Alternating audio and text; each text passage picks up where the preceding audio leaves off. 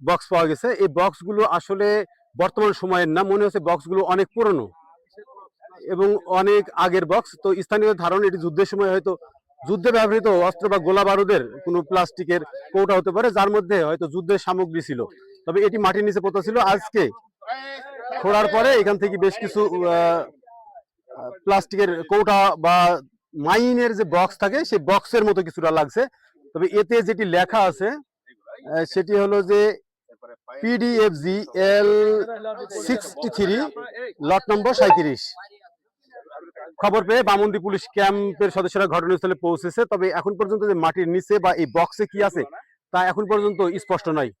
তবে যত খবর ছড়িয়ে পড়ছে তত উৎসুক জনতার ভিড় বাড়ছে।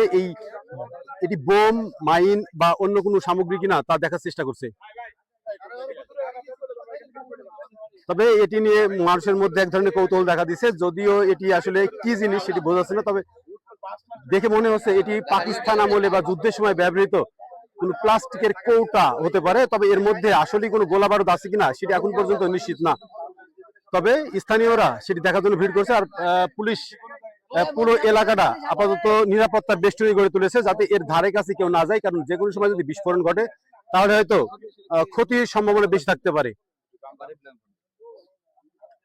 মূলত এই জায়গার সমতল জমিতে মাটি কাটার সময় এইটি দেখা গেছে, যার ফলে এটি আসলে বিস্ফোরক দ্রব্য না অন্য কিছু আছে সেটি আসলে এটি তোলার পরে বা বিস্ফোরক ডিসপোজাল ইউনিট আসার পরে হয়তো জানা যাবে।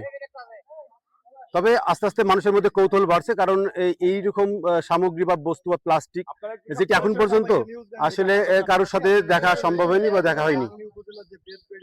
আমরা যদি একটু কাছ থেকে দেখাই যে বক্সগুলো পড়ে আছে মাটির নিচে। বৃষ্টির কারণে কিছুটা উপরের মাটি কাটা হয়েছে এবং বৃষ্টির পরে কিছুটা প্লাস্টিকের কৌটা সাদৃশ্য বস্তু যেটি এটি দৃশ্যমান হয়েছে।